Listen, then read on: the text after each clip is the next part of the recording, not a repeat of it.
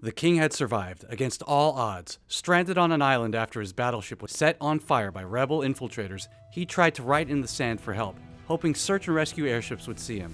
Each character took 15 minutes to write, and the wind erased the strokes before they could be read. No one came. On the far side of the island, a rank-and-file sailor wrote a full sentence in moments using an entirely different and much simpler alphabet. He was rescued first by the airships. This is a story of how Adin almost chose the wrong writing system.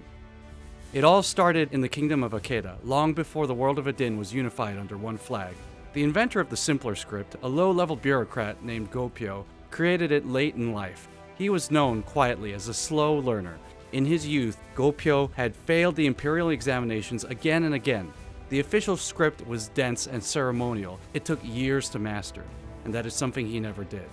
And so Gopyo decided to try designing another alphabet entirely, and called it Simplified Akeden.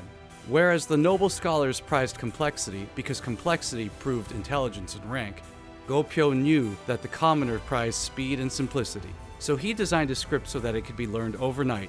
Even a child could grasp its basics within a few days. Gopyo's system spread quickly. Before long, government officials realized they had to choose which system would become the official one used throughout the land. When both were presented to King Yi within the first 100 days of his rule, the choice felt obvious. The noble script exuded power. It elevated the presence of its writer, but not the meaning of their words. Gopyo's system, on the other hand, looked small and pedestrian. The king chose the one that flattered power, not the one that served people. Gopyo went on to languish in the depths of local governance and politics, never rising above his station. A few years later, rebel spies boarded and set fire to King Yi's battleship as it sailed around the kingdom on a goodwill tour. Search parties and airships had circled his ship's last known location, which was near the Iriho island chain. King Yi had survived the sinking of his flagship, but was now stranded on an uninhabited island. He tried to write for rescue using the complex script he had once favored. Each character demanded too much effort, though, and no one saw him. It was about a week after the sinking when the rescue airships finally arrived. They missed the king, though. They couldn't see him. Instead, they rescued a sailor who had been washed up on the same island. The difference was that the airships could see the sailor's writing. It was written in Gopyo's system. The airships were about to take off and leave the king behind when the sailor finally noticed him from the air, shouting from the cliffs. The airships landed once more and picked up the king as well. As the rescue craft rose into the sky, the king looked back down on the island where he had been stranded. Only then did he understand what he was seeing. Gopyo's alphabet, which the sailor used, was clear and distinct. Even from the air, it could be read without effort.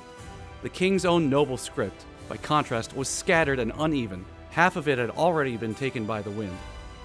When the king returned to his castle, he declared that Gopyo's writing system would become the standard system of the land. Gopyo was pulled from obscurity and promoted to the Royal Academy of Sciences as the governing master of script, a position of enormous power. The noble council protested, however, and almost overrode King Yi's commands. So the king had every member of the council ferried to the same island where he had been stranded and dropped off. He left them there. Before departing, he handed each of them a long stick. He told them to write an SOS message in the sand, using either the noble script or Gopyo's simplified characters. "Your pick," he said.